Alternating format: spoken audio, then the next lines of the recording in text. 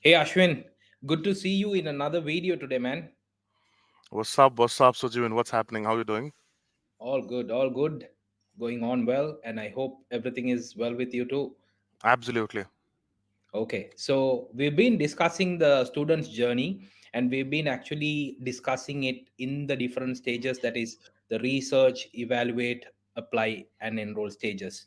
So we've been discussing each of these stages in detail, and we would like to tell our audience, if you had missed out on any of these previous discussions, please feel free to head out to our YouTube page or our LinkedIn pages so that you can actually go through those previous videos. And just to bring everyone up to speed, in the research stage, we discussed how students begin their journey to consider university, and it's a very preliminary stage in their journey, which is 12 to 24 months before they actually enroll into a program. And what are the things they actually look for? Like, what is their behavior in these stages? How do they seek for information? What type of information are they looking for? And how universities can leverage opportunities to bring them into their marketing funnel. And also in the evaluate stage, we also discussed as to how students who have now figured out where they want to actually study, a country or a particular course or a field of study, and then how do they compare universities and figure out, okay, which is the best university for me to go about this journey. So we discussed all these things in very much detail, and today I think the next stage is up for discussion, which is the apply stage, right? So it's very interesting to unlock each of these stages and dive into the stage with a lot of examples. So that's what's unique about this discussion, because I think this is the very first time we are diving into real world examples and seeing how universities have set benchmarks in this area, and how other universities in the region can actually adopt these practices and roll it out in their university or their marketing plan. So Ashwin, I'll ask you to take us through the next step in the journey, which is the apply stage. And what do you have for us today? Ha! Solid intro. Good job done, mate. I know that was a tough one. Well done. Phew. All right. Let's talk about the apply stage. Yeah.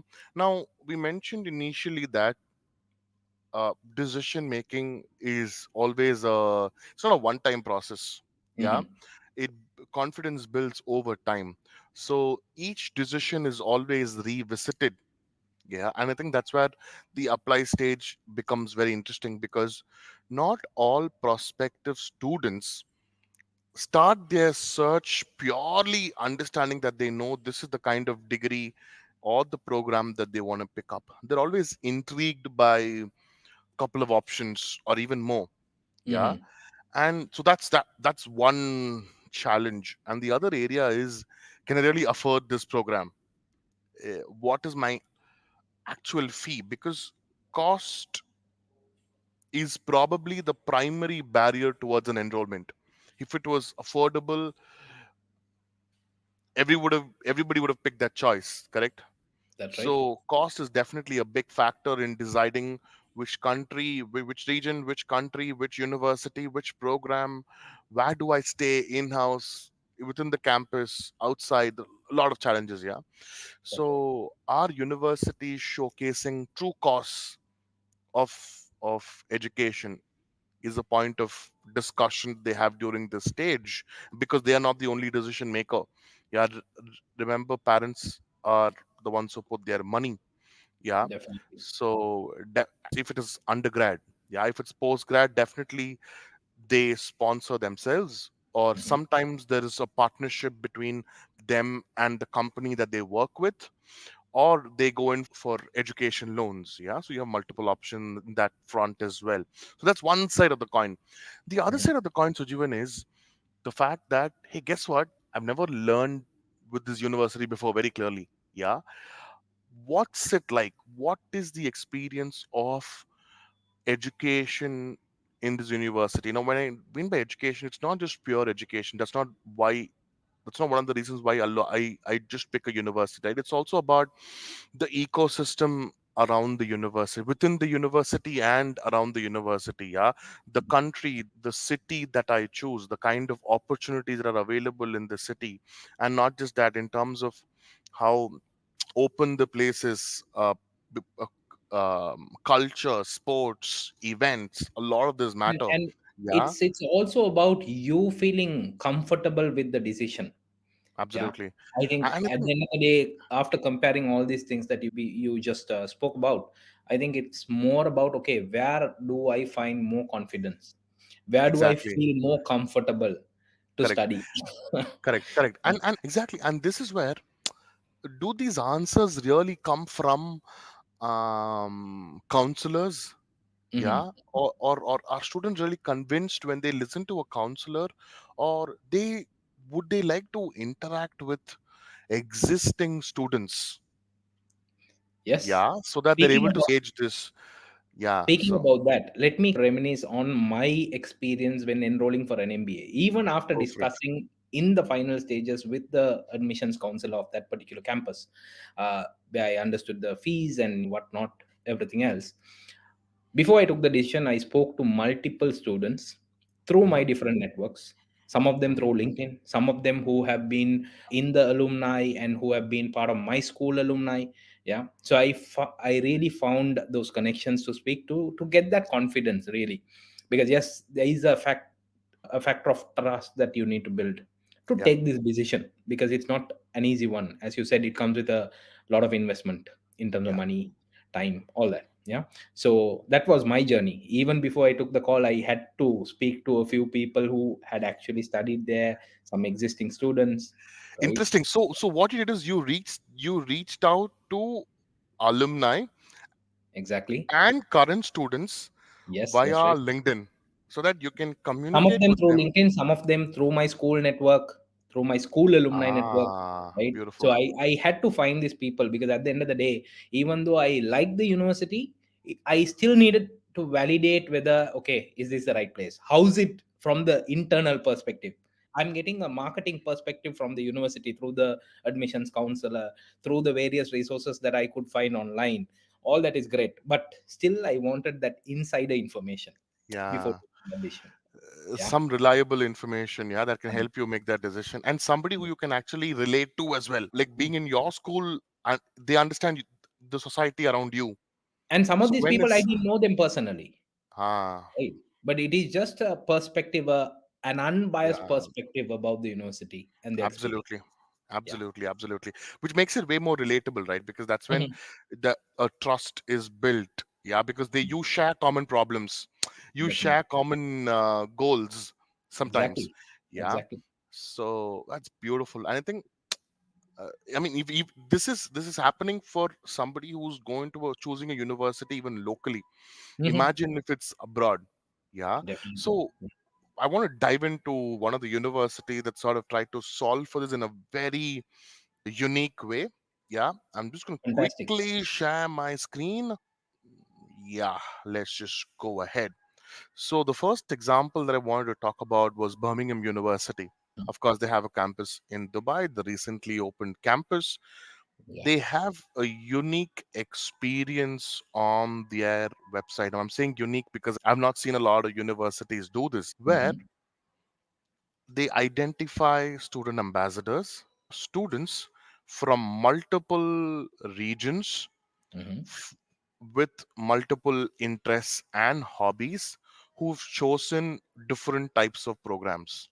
Yeah, they Interesting. are on available on this platform as ambassadors of the university, and I, as a prospective student, have an option to reach out to one or some of these students so that I can understand about their experience. Great. Beautiful, right? Match made in heaven, right? Because if I'm looking for a mechanical engineering, or if I'm from Kerala, or if I enjoy football, I know that I can definitely relate to Arjun, who's studying in Birmingham University, who's from Kerala, who's interested in similar hobbies and who's doing a mechanical engineering, so that I can have a conversation with him and see how I can resonate and solve some of my Mhm. queries. And this is across different regions, different countries, so it's done beautifully well. There are way more profiles here, different countries, different regions, fantastic job done. So there's somebody from Cairo, from Pakistan, from Jordan, Amman region, from again Pakistan, Dubai, Tamil Nadu in India. Plenty of options. So very clearly I can understand the diversity. I can also talk to the right kind of people who I want to, and try to engage and solve my queries, get that experience and get that validation, that I believe final this is validation, a that brilliant, final decision making. I believe this is a brilliant example of what we just discussed. How can you build that trust element, right? How can Absolutely. you give that unbiased perspective rather than a student counselor trying to do the job? And these are the evolving trends in the industry that we see. People are relying on these things for decision making. Correct. Yes. So The this is the kind of questions. behavior. The student behavior is also changing. The parents' behavior is also changing. So fantastic, fantastic example, Ashwin. So Sujeevan, like you mentioned, right, uh, there are multiple tools in this ecosystem, that there are multiple universities as well solving this problem in different unique ways. And Yes. one of the challenges, like we mentioned earlier, was about being intrigued with multiple choices, multiple programs that they're interested in, similar programs but different outcomes or different types of learning process in each of these programs, different types of electives, and very minute information that I go and search for. Now, typically, Sujeevan, when you're buying a vehicle or when you're choosing an apartment, yeah, you always tend to compare. And especially these e-commerce platforms, if you're on Amazon, you're Yes. always trying to look for comparison of products where they list Mhm. benefits and features, and you're able to quickly say, okay, X offering YZ feature, Y offering ABC features. How does it work for me? That's right. Similarly, what one university has cracked, Sacred Heart University has done an extremely good job at this stage of comparing programs, where they bring the whole B2C experience, where you typically do it on e-commerce platforms and websites, to the education process. So very clearly, each program is differentiated by duration, format, structure, tuition fee, cost per credit, total number of credits, total number of courses, elective programs, specializations, availability, what kind of requirements are for each of these programs, work experience required. Ashwin, I think the takeaway here is very evident. You're just reducing the friction points in the student's journey, right? Because imagine the complexity of actually a person taking notes or comparing different PDF brochures to interpret all this information. Correct. It actually takes a toll on someone. If they want to compare at least two courses, I mean, they have to spend at least a good half an hour to 1 hour to put this PDF together, read through it, understand, okay, what are the various points, compare it on a note. But this is just making that student's experience better, using that friction point and putting everything in a summary so that your decision making becomes very easy. Absolutely. At its core, it's reducing friction. And see Exactly. what they're trying to do, right? They're trying to replicate whatever students are experiencing in their journey through online tools. That's all. So this same question Definitely. might be posed to multiple counselors Hmm. multiple number of times. So they're like, Definitely. okay, too many students are asking for this. How do Hmm. we give them an experience so that they are able to find this information themselves, so that they Yes. are way more educated and they understand this well before they come to us for further clarifications? So it's a Mm. very, very neat job done. Couldn't Reducing agree more. friction is the goal. Yes. Yes. Brilliant. Talking about reducing friction, there's one more very interesting piece of example that I want to showcase as well, which is trying to understand what is the actual cost of education. Now, cost of education is not just tuition fee, That's right? right. Now, if I'm living in a city, what's the Hmm. cost of living in that city? Yeah, what's the Hmm. cost of renting a place if I'm staying outside the campus, and I'm renting with my fellow students? Yeah, Hmm. what is the cost if I'm staying in campus? Yeah, what's the cost of groceries? What's the cost of food? What's the cost of entertainment? Yeah, Transportation, name it. trans All these payments. exactly, all of this. So I've not seen many universities talk about all of this, and the figures are extremely vague. They're not Hmm. able to compute a number, and this is again a very, very frustrating experience for students, because they're not able to understand what their actual costs are, which is a very, very critical point of decision making. Correct. Absolutely. Yeah. Absolutely. cost is the highest barrier and the primary information that not just students, even parents are looking for, because they want to Definitely. budget, right? They want to budget the Yes. fact that in the next 2 years, this is what I should be sending my kid on a monthly basis. Or for professional working professionals, they need to understand if they're traveling, this is the kind of expenditure they will be expected, yeah, to And the pay. need to budget as accurately as possible is becoming like very important, More crucial. And especially when your children are going for education overseas or in a different country altogether. absolutely, absolutely. Yes. And I think this is why University of Alberta has really done a good job. So they have a simple four-step process, which is trying to understand, okay, are you from Canada or Hmm. are you an international student? What Okay. kind of program are you looking for? Hmm. Undergraduate, postgraduate, what is the program? What Hmm. about your housing? Are you going to stay in campus or are you going to stay off campus?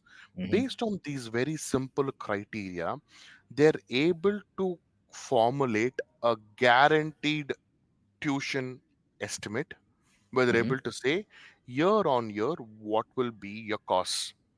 Now, Hmm. apart from just the mere student cost, they are also talking about estimated non tuition costs, Okay. where they are keying in All the recreation, information. entertainment, athletics, books, supplies, residence, health, wellness, dental plan, health plan, insurance, academic support.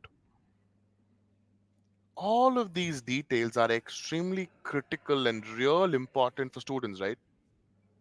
No. So there's so much Yes. pressure that's dropped because you're able to understand what is the estimated cost of studying in Canada at University of Alberta for this program with this housing capability.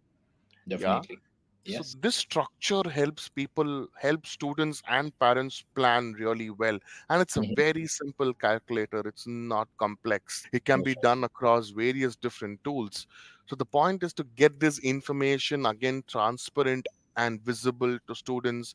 Again, like you mentioned correctly, dropping fiction points and enabling students with the right information to help Absolutely. in decision making, help them build confidence, move them to the next stage in their funnel to choose your university, your institutions, your college over the others. And also, I think one more angle that this can be a tool like this can actually come into play is, Ashwin, where you use this to draw in traffic to your website, Hmm, hmm, especially if hmm. someone is in the decision making stages and somebody is looking for understanding the expenses in Canada, in 100%. Alberta specifically. This can also be a tool that will bring in your organic traffic. That's the other side 100%. of the equation. Yeah. So these 100%. tools not only help reduce friction on one side of the story, but it also becomes a way for you to market your brand, right? Correct. In a from a different perspective. Correct. So you're referring to the distribution plan, correct? Absolutely. Which is okay, Absolutely. you've created one piece of content. Now, Mm, this content, how can it, what are the ways in which can be distributed? Not just one, all of the examples that we discussed today and our previous definitely. examples as well Definitely. can rank on SEO, can drive traffic, can be used for advertisements at the decision making funnel or at the awareness funnel based on the kind of tool or solution or information that you have, can also be used in emails for nurturing, can be used within WhatsApp, can be used for social media, so on and so forth, man.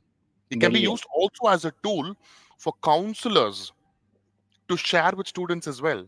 Definitely. Yeah, Definitely. To increase engagement of conversation. absolutely. Absolutely. Definitely. Definitely. So multiple use cases. I think we've really knocked it out of the park here, Ashwin. So Yep, thank you very much again for taking us through all these examples, both 100%. local as well as global examples, which I think will be of great use to our audience. So Yep. thank you very much once again, and looking forward to actually meet you with more interesting topics about education marketing, Yeah. and really looking forward to that. Likewise, buddy. Thanks for this session. Looking forward to the next one. Yeah. Thank you, Ashwin.